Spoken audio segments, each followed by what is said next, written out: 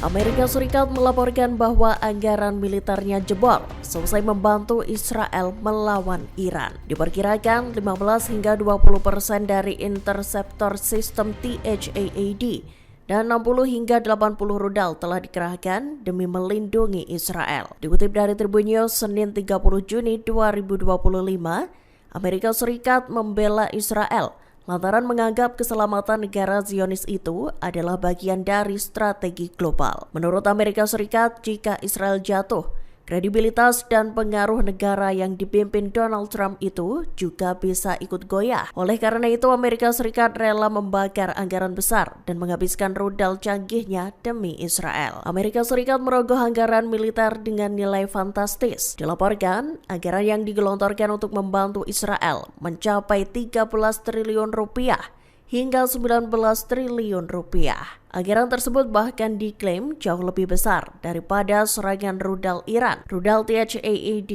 yang dibanderol dengan harga mahal pun diproduksi secara terbatas. Proses produksinya pun memerlukan waktu yang lama.